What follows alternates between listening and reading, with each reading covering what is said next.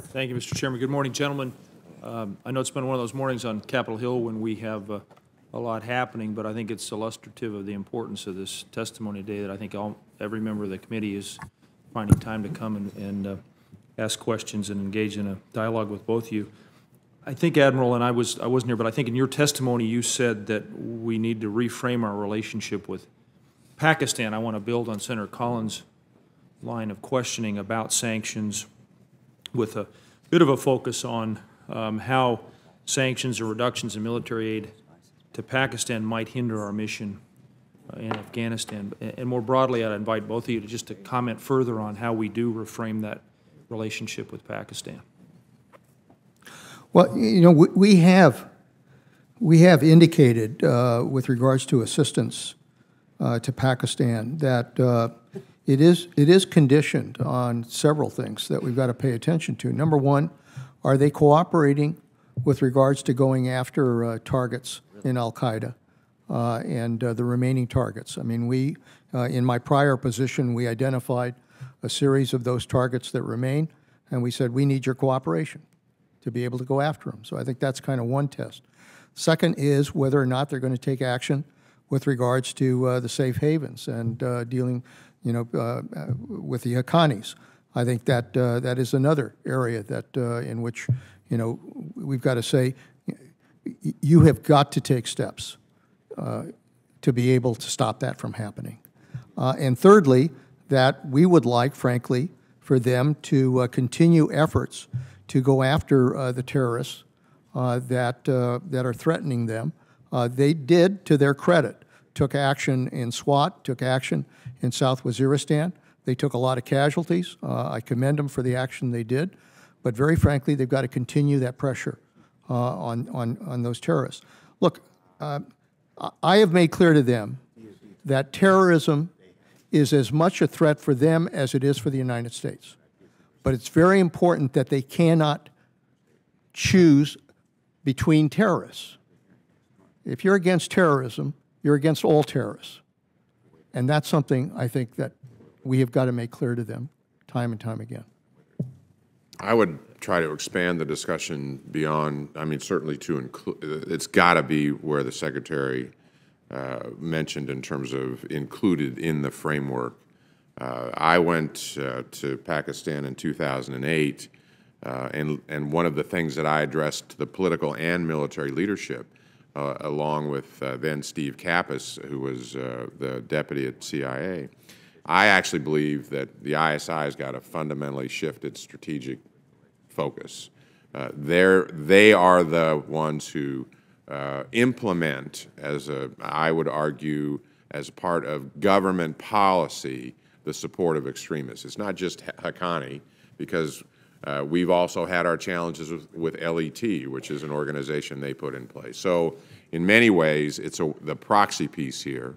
The support of terrorism is part of their national strategy to protect their own vital interests because of where they live, and that's got to fundamentally shift. I also believe there has to be enough patience on both sides that they'll probably be the last ones to shift. And how quickly that can be done certainly is an open question. I think we need to listen to them. This is a country that's generally in decline, although their financial situation is better now than it was a year ago. And so much of it focuses on, as it does in many countries, how's their economy doing? Is there a way to open up their markets as they look out to the future? Would they like to see Afghanistan settled? I believe for some time Kashmir actually unlocks the whole region, and it's an enormously difficult problem that I don't think, from my perspective, it has got to be, there's got to be pressure brought to bear on solving that problem as well. That they can, one of the things I get constantly is their #1 crop is cotton. They can't market that cotton here for lots of reasons that are well out of my lane. So much of it is far beyond just the security issue. He's got 2,000 detainees in SWAT, roughly. He's got no place to put them, no place to take him into a legal system that can't handle them. So there's a whole rule of law piece here. There's a chairman of accountability for corruption in this country that needs to sign off on corruption charges. It's a terribly corrupt country in many ways, and that chair's been vacant for the last 18 months. So there's a series of things that I think we need to look at and have some patience, and I get this has been a long time. It's just not going to be solved overnight, that I think we need to broaden it, certainly to include the security issue, the support, and they have, quite frankly, supported us to significantly impact al-Qaeda. But they're pretty choosy about which terrorists they support with us and the ones that they won't support. Thank you for that comprehensive overview.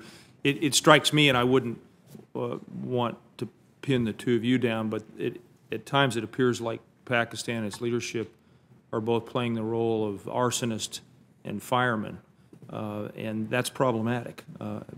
Admiral, you mentioned the economic policy change tied to their textile industry that would, I think, still be worth considering on behalf of the Congress and on the part of the Congress, and so that's some homework for us. Let me move in the time I have remaining to reports of fraud, waste, and abuse in federal contracts in Iraq and Afghanistan. The Commission on Wartime Contracting estimated that at least $31 billion has been lost to fraud and waste. And this is not a surprise to you two. It's not acceptable in good economic times, certainly not when we're in tough times. But at the same time, I think we got to be careful that we don't, in putting in place more oversight, bog down the good projects that are underway. How do we get the right amount of money to the right projects on time? And Mr. Secretary, what other steps are we going to take to ensure that tax dollars are not squandered by contractors? There actually were some pretty good recommendations in that report, and I've asked our people to implement those recommendations. I think the key here is that you know, without burdening the operation with additional bureaucracy, the fact is in the contracts themselves, when you develop the contracts, that's the first point where you put the right requirements in, and you do the kind of immediate oversight at that point that assures you that these contracts are being handled right. There's a series of other steps that they've recommended, but my goal is to try to put those into effect because, frankly, that kind of waste, that kind of loss is something that's intolerable. Can I just make one quick comment? When General Petraeus took over there out at ISAF, we actually, he put in place a Navy two-star admiral that had done this work in Iraq for him to run a task force over the course of about, I think, 6 or 8 months to attack this issue. And she came up with many good recommendations. And those now are being implemented against existing contracts. Some contracts have been were canceled as a result of that because we recognize we're feeding the enemy in too many places. We've also in the department over the course of, and this came out of Iraq, the last many years, dramatically increased the number of contract oversight, contract expertise in our own department, which we had devastated in the 90s, to put back in place individuals that can oversee this. So I think we all recognize that this is an area that we've got to improve on. One, financially. Two, it's we're feeding the fight against us, and we're trying to do that as rapidly as we can. Admiral, good point. So that's the worst kind of twofer, taxpayer dollars being squandered plus going to the enemy. Any opportunities to recoup some of those pilfered funds? Any plan in place to do so? I think frankly, it's too early to tell right now. I have asked that they look at that and determine whether or not some of that can be regained. I doubt it, but I think it's worth a shot. Maybe Admiral Mullen in retirement could take that on as one of his missions. Thank you, Admiral Mullen, by the way, for your tremendous service. And I know we all on the committee wish you the very best, and I think it's a tribute to you. You don't like to hear these expressions of gratitude, but we're going to keep them coming your way regardless of your sentiments. So thank you so much.